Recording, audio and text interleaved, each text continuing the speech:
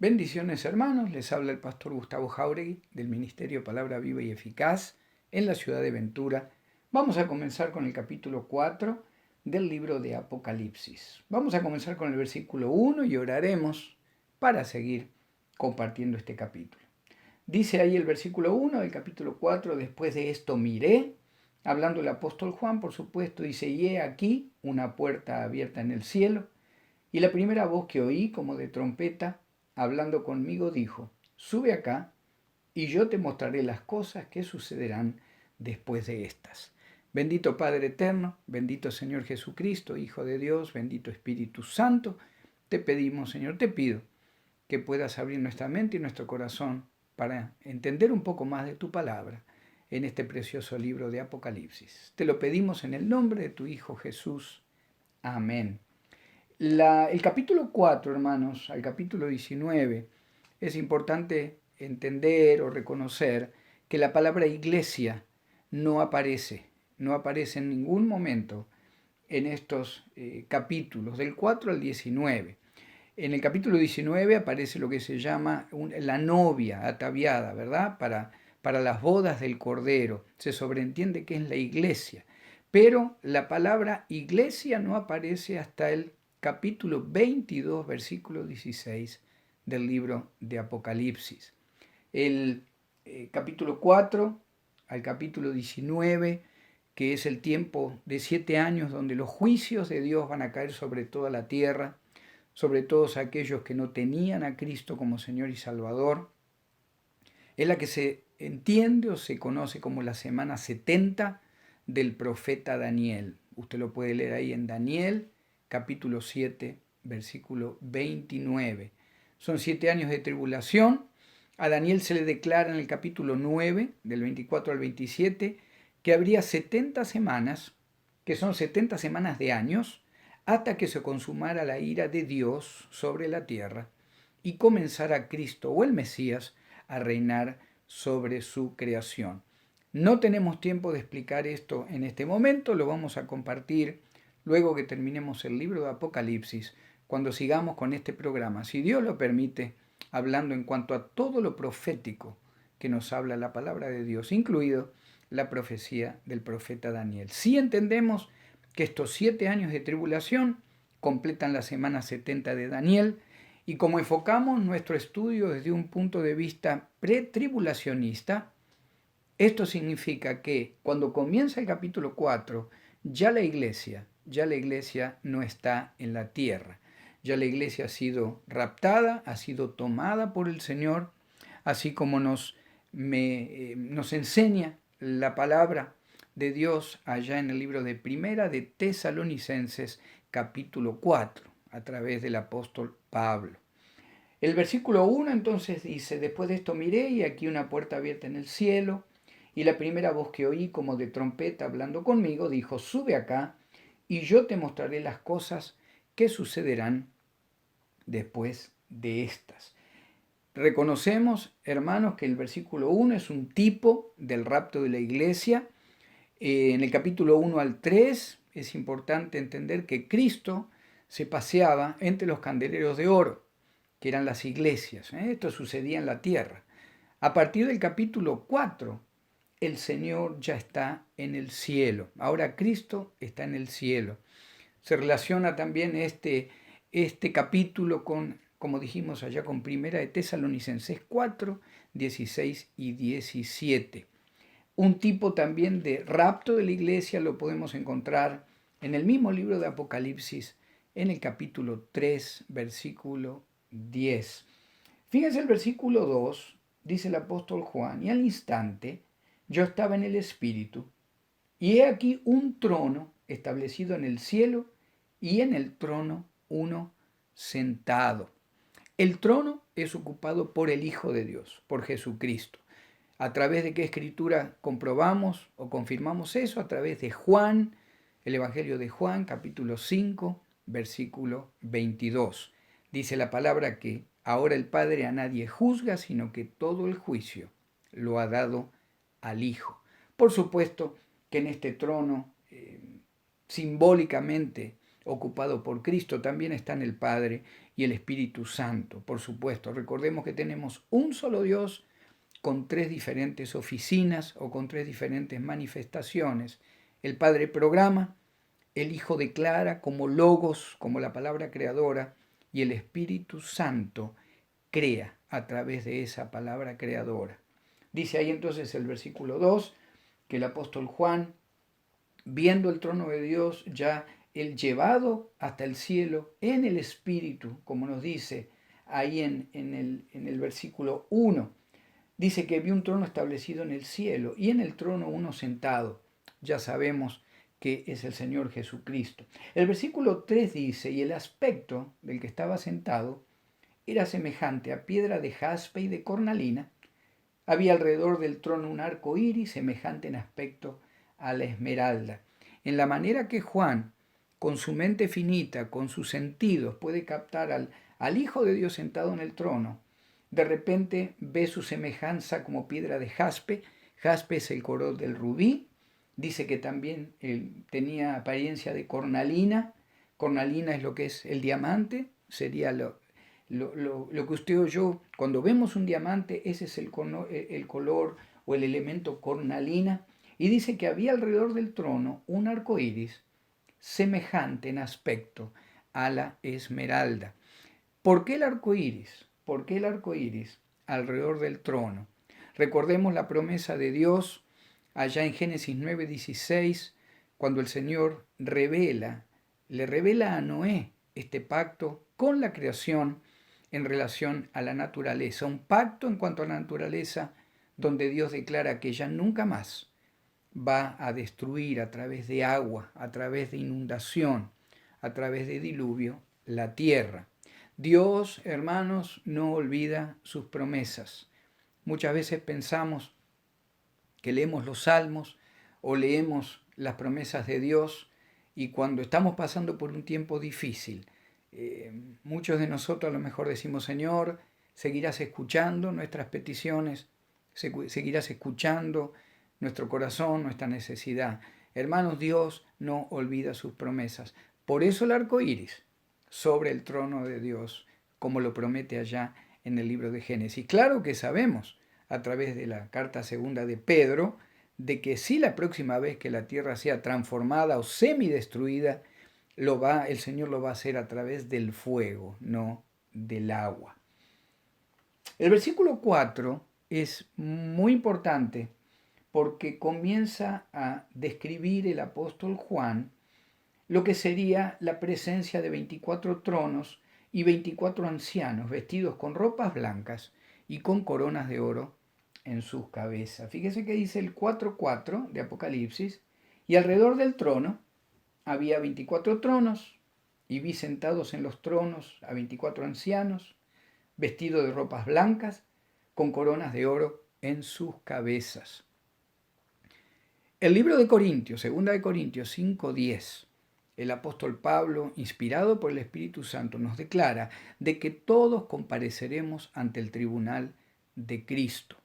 Y como nosotros tenemos o tomamos en cuenta una posición pretribulacionista, es decir, la iglesia es levantada por Cristo antes de la tribulación, entendemos que cuando Juan ve esta perspectiva o ve estos tronos y estos ancianos alrededor del trono, entendemos que ya el juicio del tribunal de Cristo para cada cristiano en el cielo, cuando fue levantada la iglesia, ese juicio del tribunal de Cristo ya fue consumado. ¿Qué va a hacer el Señor en ese tribunal? No va a tomar en cuenta si somos salvos o perdidos. El tipo de estrado que habla la palabra, el tipo de lugar donde el Señor va a juzgar, habla de un lugar de evaluación de trabajo. No habla de un estrado o de un sitio donde el juez declara culpable a la persona, en este caso cada cristiano. Es un juicio para coronas, para premios, para alabanza o para mostrarnos, como dice allá Primera de Corintios, capítulo 3, para mostrarnos que a lo mejor muchas de nuestras obras como creyentes fueron madera, heno u hojarasca. Ojalá que pudieran ser oro, plata o piedras preciosas. Pero evidentemente muchas de nuestras obras sirviéndolo a Él las va a considerar como que no tuvieron valor celestial delante de su presencia. Pero aún así, lo que ve Juan son 24 tronos, 24 ancianos. ¿Y por qué es tan importante este versículo 4? Porque estos son cristianos, personas que estaban en la presencia del Señor y que de alguna manera ya habían recibido sus coronas. De alguna manera, cuando comienza estos 7 años de tribulación sobre la tierra, la iglesia ya está en el cielo. El Señor ya tuvo el tribunal de juicio de Él sobre cada uno de nosotros.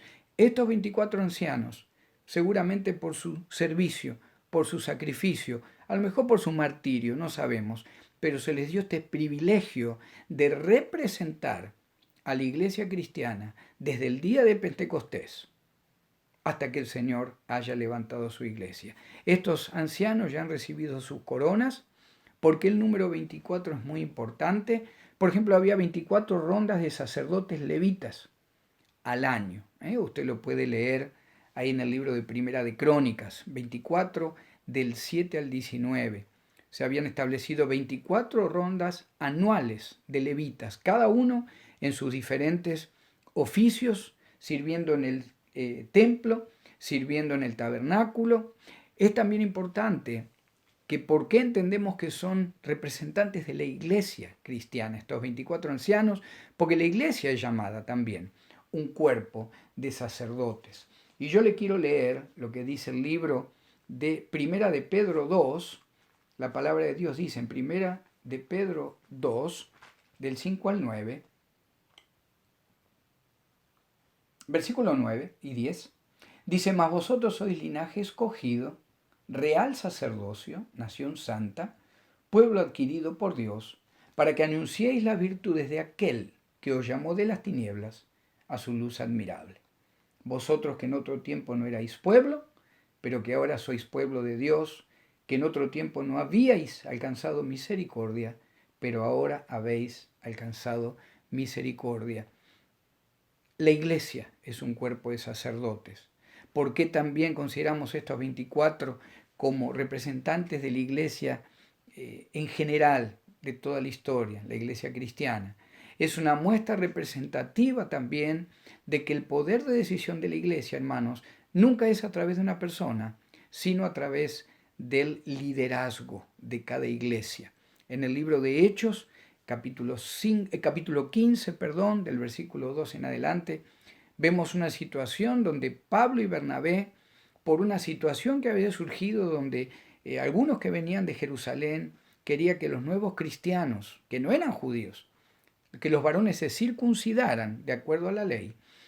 Y de repente Pablo y Bernabé van a Jerusalén para establecer un acuerdo y una decisión que se iba a tomar a nivel corporativo con los apóstoles y los líderes en Jerusalén. La figura también nos muestra que ya han sido redimidos, estos ancianos están con vestiduras blancas. ¿Y por qué también consideramos que son representantes de la iglesia de Cristo? Porque solamente a la iglesia se le prometen coronas de oro como recompensa. Usted lo puede leer ahí en 2 de Timoteo, capítulo 4, versículo 8. Se lo lleva el Señor a Juan entonces hasta el cielo, le permite ver el trono de Dios, le permite ver estos 24 tronos y 24 ancianos rodeando el trono de Dios, le permite ver y entender o analizar quiénes eran estos 24 ancianos. Y el versículo 5, hermanos, en el capítulo 4 de Apocalipsis dice, y del trono salían relámpagos y truenos y voces. Y delante del trono ardían 7 lámparas de fuego, las cuales son los 7 espíritus de Dios. Cuando dice que del trono salían relámpagos, habla de la omnipotencia de Dios, toda potencia, todo poder a nivel universal. Cuando habla también de truenos y voces, y que ardían las 7 lámparas de fuego, que son los 7 espíritus de Dios, habla también de un trono de juicio en este caso. En este caso cambia la idea, cambia lo que Juan ve y se da cuenta que del trono ahora está listo para salir el juicio de Dios. El versículo 6 dice, y delante del trono había como un mar de vidrio, semejante al cristal, y junto al trono y alrededor del trono, 4 seres vivientes llenos de ojos, delante y detrás. Usted puede comparar esta escritura con lo que ve el profeta Ezequiel, allá en el capítulo 1. Se le permite esta tremenda bendición al profeta Ezequiel de también ver el trono de Dios, ver cómo se movía el trono de Dios. Usted puede comparar esta escritura también, lo que vamos a leer a partir del versículo 7. Usted lo puede comparar con el libro de Isaías, capítulo 6, donde Isaías también se le da el privilegio, uno de los pocos hombres, junto con Pablo, que fue llevado al tercer cielo, junto con Juan, junto con Ezequiel, pocos hombres que se les dio este privilegio de poder ver el trono de Dios. Y fíjese lo que había alrededor del trono de Dios, aparte de los 24 tronos con los 24 ancianos. El versículo 7 dice, el primer ser viviente era semejante a un león, el segundo era semejante a un becerro, el tercero tenía rostro como de hombre y el cuarto era semejante a un águila. Algunos teólogos consideran que estos seres vivientes son aquellos serafines de los que habla Isaías, allá en el capítulo 6 de su libro, el profeta Isaías, porque en el versículo 8 acá nos habla de que tienen 6 alas. Entonces algunos dicen son los serafines del capítulo 6 de Isaías. Otros teólogos ubican o relacionan simbólicamente estas 4 figuras, estos 4 seres vivientes, con el simbolismo que representa cada uno de los evangelios y cómo presenta a nuestro Señor Jesucristo. El Evangelio de Mateo presenta al Señor Jesucristo como Rey, el Rey de los judíos que llega, que viene. También se lo presenta como el león de la tribu de Judá. El libro de Marcos, el Evangelio de Marcos, presenta al Señor como el siervo sufriente. Por eso está representado como un becerro. El trabajo, la manera de entregarse del Señor. El libro de Marcos lo leemos y pareciera que el Señor nunca tomaba descanso. El siervo sufriente que vino a morir por su creación. El tercer evangelio, el evangelio de Juan, así como la figura que leemos acá en el versículo 7, dice que tenía rostro como de hombre. El evangelio de Lucas nos muestra al Señor Jesucristo como hombre. Es en Lucas donde se registra que ante esta tal presión y el dolor de ir a la cruz allá en el huerto de Getsemaní, el Señor sudó gotas de sangre. El Hijo de Dios, hombre, presentado en el libro de Lucas. Y el libro de Juan, o el Evangelio de Juan, presenta al Señor Jesucristo como Dios. Él es el Hijo de Dios, Él es el camino, la verdad y la vida. Él es el que a través del cual podemos ser declarados hijos de Dios, si lo recibimos como Señor y Salvador. Yo soy el camino, la verdad y la vida. Es en el libro de Juan donde Él lo dice. En el libro de Juan el Señor también nos dice, todo lo que pidieras al Padre en mi nombre, yo lo haré. Juan, representado acá en el cuarto ser viviente como un águila volando, símbolo de poder, símbolo de estar en lo más alto. El Evangelio de Juan nos muestra, simbolizado por esta águila en este cuarto ser viviente, representa al Señor como Hijo de Dios. El versículo 8 dice, y los 4 seres vivientes tenían cada uno 6 alas. Las 6 alas, hermanos, nos hablan de humildad, de obediencia y de reverencia. Dice, y alrededor y por dentro estaban llenos de ojos y no cesaban día y noche de decir santo, santo, santo es el Señor, Dios Todopoderoso, el que era, el que es y el que ha de venir. No solo los 24 tronos, los 24 ancianos sentados en sus tronos delante o alrededor del trono de Dios, leemos que ahora hay 4 seres vivientes rodeando ese trono. Algunos lo interpretan también como que son simbólicamente aquellos ángeles que van a comenzar el juicio a partir del capítulo 6 hasta el capítulo 19 sobre la tierra, sobre esos 7 años de tribulación que va a durar la semana 70 del profeta Daniel, cuando habla de que alrededor y por dentro estaban llenos de ojos, habla de la omnisciencia de Dios. Todo ciencia, todo conocimiento, toda sabiduría. Muchos preguntan a veces, pastor, ¿por qué tiene que haber un tiempo de tribulación? ¿Por qué tiene que haber 7 años donde de cada 3 personas en la tierra 2 van a morir? ¿Cómo sabe Dios el momento? ¿Cómo sabemos que Dios sabe el momento? Bueno, versículos como estos, hermanos, nos aseguran simbólicamente de que no hay nadie sino Dios que pueda saber, entender y decidir el momento en que su juicio tiene que venir sobre la tierra. Gracias a Cristo, que usted y yo como iglesia de Cristo, si lo tenemos como Señor y como Salvador, no vamos a pasar por ese tiempo. Recuerde que la iglesia fue levantada, ya pasamos por el tribunal de Cristo, llega el capítulo 4, la tierra se quedó sin el Espíritu Santo, los cristianos ya fueron levantados y va a comenzar en los próximos capítulos el momento más terrible que la creación de Dios soportó y va a tener que soportar hasta que Cristo regrese con usted y conmigo después de estos 7 años de tribulación a la tierra. Regresamos con el Señor, viene acompañado también de sus ángeles y comienza el reino de 1000 años sobre la tierra donde Cristo va a gobernar como rey desde Jerusalén.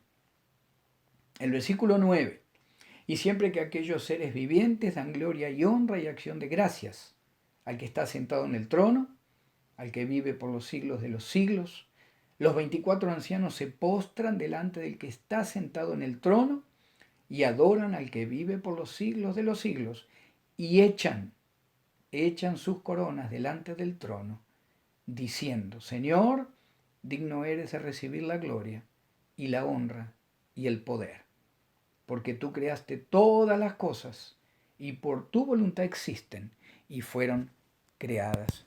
Tan importante, tan lindo, hermanos, ver que aún tanto estos ancianos como usted o yo, delante del Señor, si se nos da el privilegio de recibir alguna corona, vamos a sentirnos tan indignos de lo que éramos y de lo poco que hicimos realmente para el Señor, que dice acá la palabra, que van a ser echadas esas coronas. Los ancianos lo hacen, usted y yo lo vamos a hacer si tenemos el privilegio de recibir alguna corona de parte del Señor. Vamos a sentirnos tan indignos de haber recibido eso de parte del Creador del universo, que vamos a poner constantemente. Cada vez que los seres adoran, cada vez que estos seres vivientes comienzan a adorar, usted y yo, así como los ancianos lo hacen, vamos a decir, Señor, digno eres de recibir la gloria y la honra y el poder, porque tú creaste todas las cosas y por tu voluntad existen y fueron creadas. Así vamos a derramar nuestras coronas delante del Creador del universo. Hermano, hermana, amigo, amiga, hemos llegado al final del capítulo 4. Te motivo, amigo, amiga, si tú no tienes a Cristo todavía como tu Señor y como tu Salvador, que lo puedas recibir. Para que si el Señor llegara mañana o esta noche o cuando sea y tú estuvieras vivo, que puedas estar seguro de que el Señor te va a llamar desde la nube, como dice allá Primera de Tesalonicenses 4, con voz de trompeta, con voz de arcángel. Vas a ser llamado delante del Señor antes que comiencen estos 7 años tremendos de tribulación sobre la tierra. Te motivo a que puedas repetir conmigo, bendito Padre, te doy gracias por tu Hijo Jesús, quien murió en la cruz por mí. Yo reconozco que soy pecador, me arrepiento, Señor, de mis pecados. Y te pido, Señor Jesús, que entres en mi corazón como mi Salvador personal. Te doy gracias, Padre, por la vida eterna y el perdón de pecados que recibo en Cristo Jesús, mi Señor y Salvador. Amén. Que el Señor los bendiga, hermanos, hermanas, amigos. Seguiremos la semana próxima, si el Señor lo permite, con el capítulo 5 del libro de Apocalipsis.